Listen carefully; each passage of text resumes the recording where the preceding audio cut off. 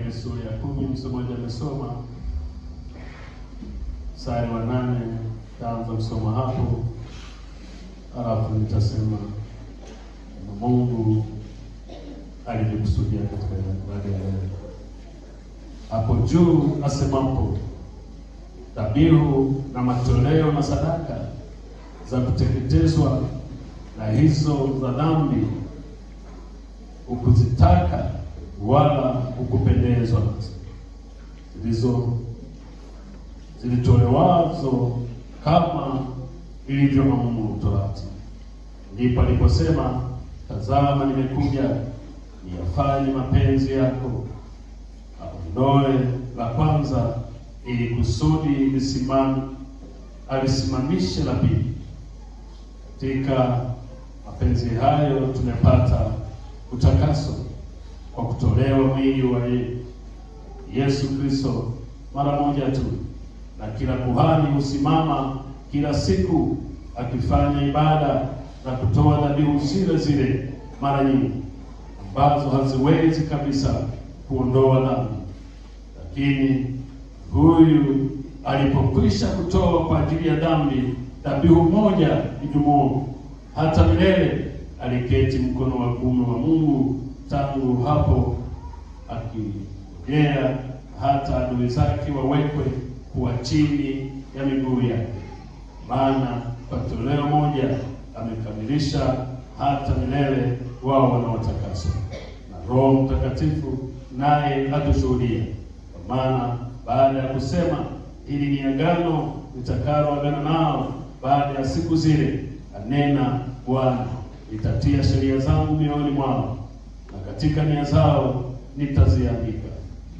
Ndipo anenapo, dhambi zao na wasi wao hazitakumbukwa tena kabisa. Basi ondoleo la hayo, ikiwapo hapana toleo tena kwa ajili ya dhambi. Ndilo neno la Bwana. Bwana Yesu asifiwe. Nimshukuru Mungu sana kwa nafasi hii ambayo Mungu ameenda kutujalia mimi na wewe, hasa wakati wa Kwaresima, wakati wa kuendelea kutafakari ukuu wa Mungu, upendo wa Mungu wa kumtoa Yesu kuja duniani kwa ajili yetu kuwa dhabihu ya kweli ya wokovu wa maisha yetu. Leo ni Jumapili ya 3 tangu tumeanza safari ya kukumbuka mateso ya Yesu mpaka msalaba kwa ajili yetu. Bwana Yesu asifiwe sana. Kwa sababu ya muda wetu, nitapenda nizungumze tu mambo mawili. Kazi ya damu ya Yesu Mwokozi wetu aliye hai,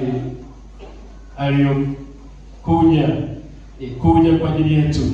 Kazi ya damu iliyomwagika pale msalabani, ilivyofanya kazi katika agano la kale na sasa inavyofanya kazi. Mambo mawili tu haya. Tuangalie agano la kale ilifanya nini kwa ajili ya wale waliotutangulia. Maandiko kama tulivyosoma, lakini ukisoma yale maandiko ya agano la kale, Walawi na Kutoka, nataka niseme sana kwa nisizame sana sababu muda wetu sana sio rafiki. Ukitafakari zaidi, wakati Musa anaambiwa na Mungu kutoa wanyama, mbuzi na ng'ombe kwa ajili ya kuchinja ili wapate damu ya utakaso, kila mwaka walifanya hivyo. Kwa hiyo Mungu alikaa katikati yao kila mwaka wakati ulipofika wa kutoa ile damu. Hilo ndio nataka ulishike sana, kwamba wakati wa agano la kale, kwa damu ya mbuzi na kondoo na ng'ombe, walipochinja na damu wakainyunyiza mahali palipotakiwa, ambapo Mungu alielekeza katika kumwabudu kwao Mungu. Mungu alikuja kukaa katikati yao. Bwana Yesu asifiwe. Mungu alikaa katikati yao. Lakini achukue Mungu agano jipya hili, si Mungu kaa katikati yetu tena. Kwa damu ya Yesu Mungu anakaa ndani yetu. Haleluya. Anakaa ndani yetu. Naomba kwa sauti kabisa msomaji anisomee Kutoka sura ile ya 30 mstari wa 10. Si utaona hapo. Kutoka sura ile ya 30 mstari ule wa 10.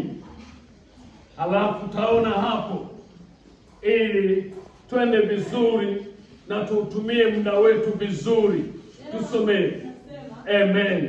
Naye Haruni atafanya upatanisho juu ya pembe zake mara moja kila mwaka kwa damu ya ile sadaka ya dhambi ya kufanya upatanisho mara moja kila mwaka. Ataifanyia upatanisho katika vizazi vyenu vyote. Mtakatifu sana kwa Bwana. Amen. Haleluya. Haruni anaagizwa na Mungu kufanya hiyo ibada ya upatanisho kwa damu ya wanyama waliochinjwa. Ukisoma ile Kutoka 12 unaona jinsi damu ilivyofanya ukombozi juu ya wana wa Israeli. Wakati Mungu anataka kumuonyesha ya kwamba yeye ni zaidi ya Farao juu ya wana wake wa Israeli, anapotaka kuwatoa huko Misri kuwapeleka Kanaani, Mungu anamwagiza Musa wachinje wanyama, wachukue damu, wakaipake kwenye miimo ya milango, kwenye vizingiti vya milango, ili yule atakayepita kuharibu wale watu wanaokusudia Mungu kuharibu, akiona ile damu apite juu yao. Haleluya. Apite juu yao. Kwa hiyo damu ndiyo iliyofanya upatanisho. Leo wazo kuu ni kujitenga na nini? Na uovu. Ni damu ya Yesu tu. Ni damu ya Yesu inayofanya kazi ya kututenga na huo uovu. Ndilo utakasa. Bwana Yesu asifiwe. Kwa kama damu ilifanya ya wanyama, ya mbuzi, ya kondoo, ilifanyika nguvu ya Mungu, nataka niwaambie wapendwa katika Bwana, damu ya Yesu Mwokozi aliye hai ni zaidi ya hiyo damu ya wanyama. Haleluya. Kwa Mungu alikaa katikati yao. Hebu soma Walawi msomaji.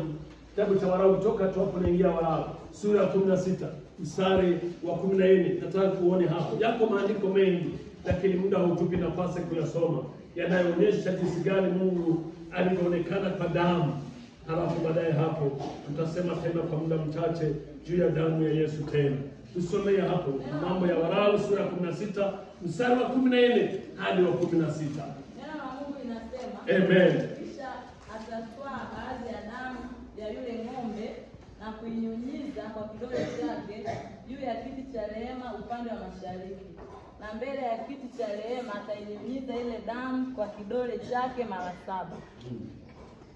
Kisha atamchinja yule mbuzi wa sadaka ya dhambi aliye kwa ajili ya watu, na kuileta damu yake ndani ya pazia, na kwa damu hiyo atafanya vile vile kama alivyofanya kwa damu ya ng'ombe, na kuinyunyiza juu ya kiti cha rehema na mbele ya kiti cha rehema. Naye atafanya upatanisho kwa ajili ya mahali patakatifu, kwa sababu ya mambo machafu ya wana wa Israeli na kwa sababu ya makosa yao, naam, kwa ajili ya dhambi zao zote. Naye atafanya vile vile kwa ajili ya hema ya kukutania ikaayo pamoja nao katikati ya machafu yao. Wala hapata kuwa na mtu katika hema ya kukutania wakati aingiapo ili kufanya upatanisho katika patakatifu, hata atakapotoka nje baada ya kufanya upatanisho kwa ajili ya nafsi yake mwenyewe, kwa ajili ya nyumba yake, na kwa ajili ya mkutano wote wa Israeli. Kisha atatoka na kuiendea madhabahu iliyo mbele ya Bwana na kuifanya upatanisho kwa ajili yake. Atatoa baadhi ya damu ya yule ng'ombe na ya damu ya yule mbuzi na kuitia juu ya pembe za madhabahu pande zote. Tena atanyunyiza baadhi ya damu juu ya madhabahu kwa kidole chake mara 7 na kuitakasa ili machafu yote ya wana wa Israeli yatoke. naye akiisha kufanya upatanisho kwa ajili ya mahali patakatifu na hema ya kukutania na madhabahu, atamleta yule mbuzi aliye hai. Na Haruni ataweka mikono yake miwili juu ya kichwa cha yule mbuzi aliye hai na kuungama juu yake uovu wote wa wana wa Israeli na makosa yao na dhambi zote, naye ataziweka juu ya kichwa chake yule mbuzi, kisha atampeleka aende jangwani kwa mkono wa mtu aliye tayari. Na yule mbuzi atachukua juu yake uovu wao wote mpaka nchi sio watu, naye atamwacha mbuzi jangwani. Na Haruni ataingia katika hema ya kukutania, naye atavua mavazi yake ya kitani aliyovaa alipoingia katikati patakatifu, ataacha umu. Naye ataosha mwili wake kwa maji mahali patakatifu na kuvaa nguo zake na kutoka na kusogeza sadaka kuteketezwa yake mwenyewe na sadaka kuteketezwa ya watu, naye atafanya upatanisho kwa ajili ya nafsi yake kwa ajili ya watu. Naye na mafuta ya sadaka ya dhambi atateketeza juu ya madhabahu. Na mtu yule amwachaye mbuzi wa Azazeli aende zake, atanyosha nguo zake na kuosha mwili wake kwa maji, na baadaye ataingia katika malango. Na yule ng'ombe wa sadaka ya dhambi na yule mbuzi wa sadaka ya dhambi ambao damu yao ililetwa ndani aifanye ukumbusho katika patakatifu, watachukuliwa nje ya malango, nao watachoma moto ngozi zao na nyama yao mavi yao, na yeye awachomaye moto atafua nguo zake na kuosha mwili wake kwa maji, na baadaye ataingia malangoni. Amri hii itakuwa amri ya milele kwenu katika mwezi wa 7 siku ya 10 ya mwezi, mtazitaabisha roho zenu, msifanye kazi ya namna yoyote, mzalia na mgeni akaaye kati yenu. Haleluya. Bwana Yesu asifiwe. Inatosha. Haleluya. Amen. Nataka tuangalie kazi ya damu ya hao wanyama, jinsi ilivyotumiwa kwa maagizo ya Mungu kuwasafisha watu dhambi. Haleluya. Endelea kusema, tushike hilo kwamba wakati wa Agano la Kale kwa damu za wanyama, Mungu alikuja ukaa katikati yao. Ukisoma hiyo Waebrania ule mstari wa 3 anasema, Waebrania sura ya 10 ule mstari wa 5 anasema, lakini katika dhabihu hizo liko kumbukumbu la dhambi kila mwaka. Na nataka nikwambie, Agano la Kale halikufanya Mungu azifute dhambi zao milele. Maana ilikuwa ni mwaka, alienda kuzikumbuka. Lakini katika Agano Jipya, Bwana Yesu asifiwe, ndani ya Yesu Mwokozi aliye hai, maandiko yanasema Mungu atatusamehe wala dhambi zetu hata zikumbuka tena. Ndio kitu cha kumshukuru Mungu. Asante. Kumbe tuna sauti kubwa sana. Haleluya. Maana sasa kipasio alikuwa kipo inabidi ukukata zaidi. Ninataka kukiangalia hicho cha maana sana. Wakati wa Agano la Kale, Mungu alikuja ukaa katikati yao na akawasamehe dhambi zao wakati ule, wakisubiri mwaka mwingine tena wafanye vile waje watubu. Lakini katika Agano, maandiko yanasema katika Agano la Kale tunapoendelea kukumbuka mateso ya Yesu kwa ajili yetu. Yesu alipokufa mara moja, maandiko yanasema pale msalabani akamwaga ile damu yake. Tunapoitumia ile damu katika kujitenga na uovu na kumwambia Yesu atusamehe kwa damu yake, tunatakaswa na dhambi zetu hazikumbukwi tena. Makofi kwa Yesu Mwokozi aliye hai. Maana kwa njia ya damu Yesu tunamruhusu akae ndani yetu. Angalia maandiko anasema ule mstari wa 17, dhambi zao na uasi wao sitaukumbuka tena kabisa. Hilo neema tunayo. Nataka niwaambie, napenda kusema kila wakati, hakuna watu wenye neema duniani kama sisi wa Kristo. Haleluya. tukitumia neema ya Mungu aliyotupa Mungu ndani ya Yesu, tukaitumia hii neema sawa sawa, si wa kawaida.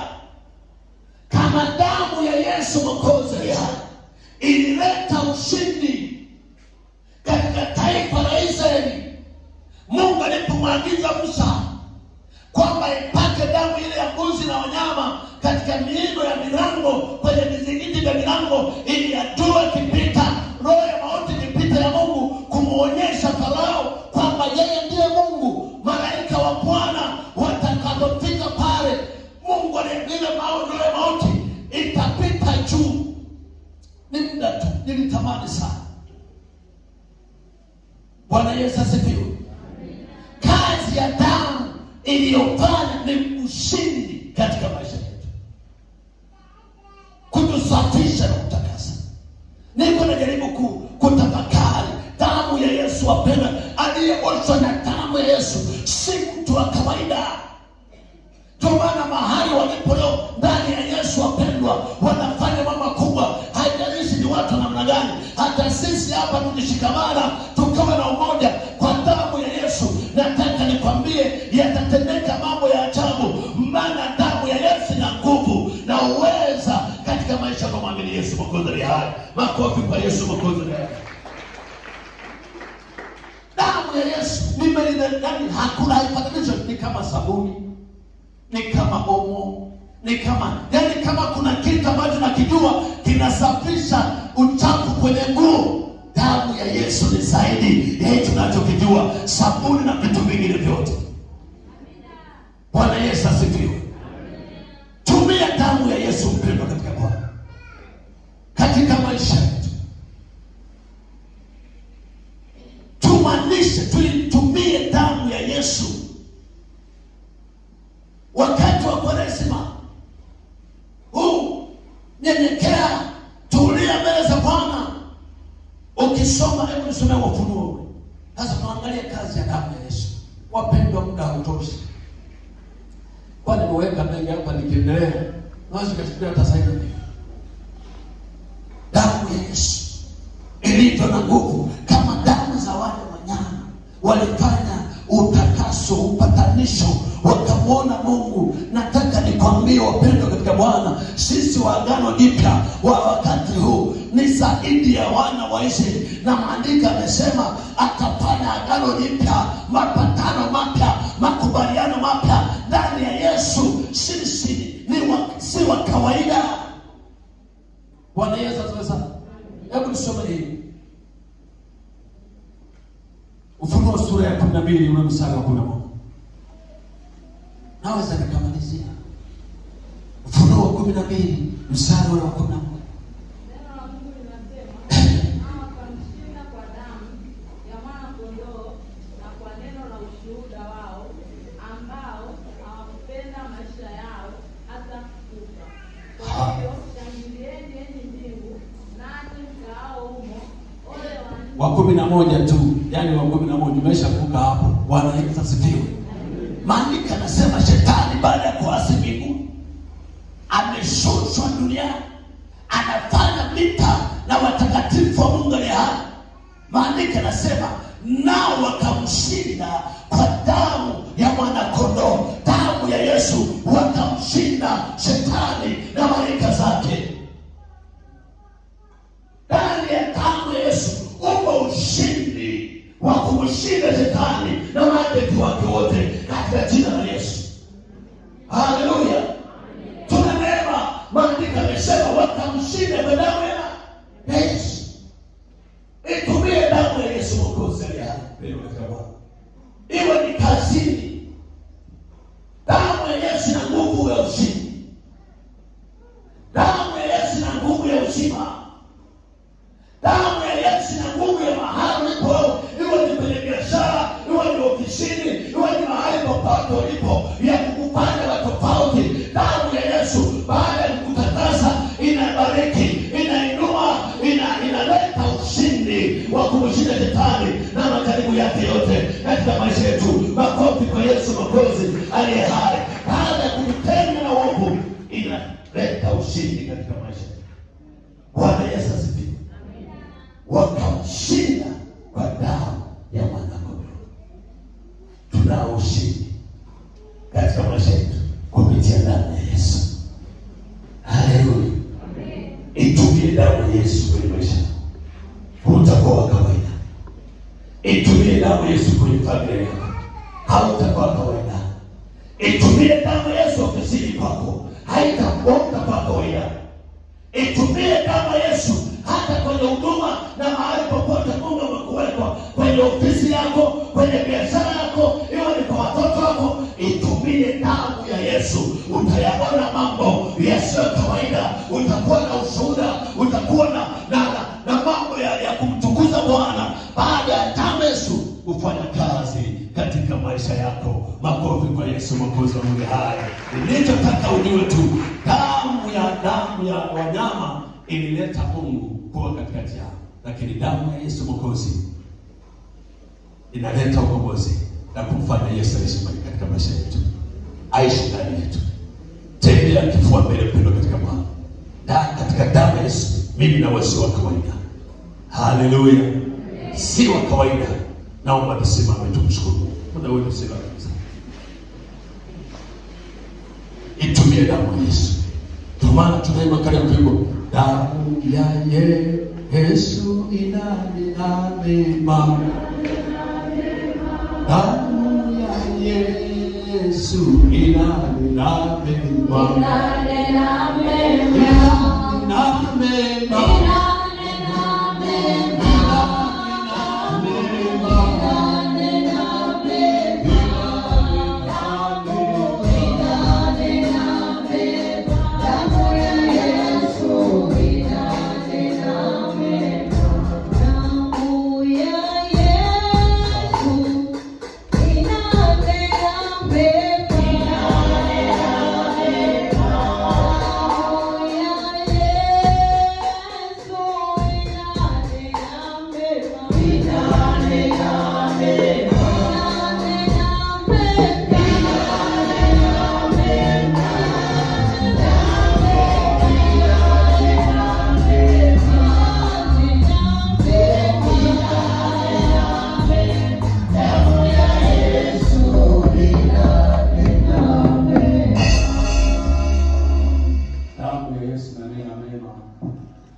Wazo kule unapojitenga na uovu, hebu ruhusu damu ya Yesu itawale maisha yako, na uamini kabisa kwamba kwa damu ya Yesu tunasamehewa kabisa na dhambi zetu haziwezi kukumbukwa tena. Lakini hiyo damu ya Yesu Mwokozi tunapoitumia vyema, inanena ushindi katika maisha yetu, inanena kubarikiwa katika maisha yetu, inanena uzima, inanena kumwona Mungu siku zote za maisha yetu, na maisha yetu na kanisa tunakuwa na amani na furaha na baraka siku zote za maisha yetu. Mungu wetu Baba, katika jina la Yesu Mwokozi wetu hai, tunakushukuru Bwana kwa wema wako na upendo wako mkuu sana. Tunaendelea na safari ya Kwaresima kukumbuka upendo wako Mungu uliotupenda kupita upeo wa kumtoa mwana wako pekee Yesu Kristo, ili tupate msamaha na ondoleo la dhambi kamili. Lakini Mungu, tukuone wewe tunapotegemea na kulita jina lako katika maisha yetu. Asante Bwana, tusaidie Mungu tunapoendelea kunyenyekea na kutafuta mahusiano mema na wewe katika maisha haya. Tuendelee kuziona baraka zako na utukufu wako Mungu. Asante maana unaweza na unatosha na hakuna kama wewe. Neno lako Mungu liendelee kwa baraka na neema kwa watoto wako Mfalme. Tuitumie damu ya Yesu ili tuendelee kuona utukufu wako na baraka zako katika maisha yetu. Tunaomba na kuamini katika jina lako Yesu ni Bwana na Mwokozi wa maisha yetu. Amen. Makofi kwa Yesu Kristo.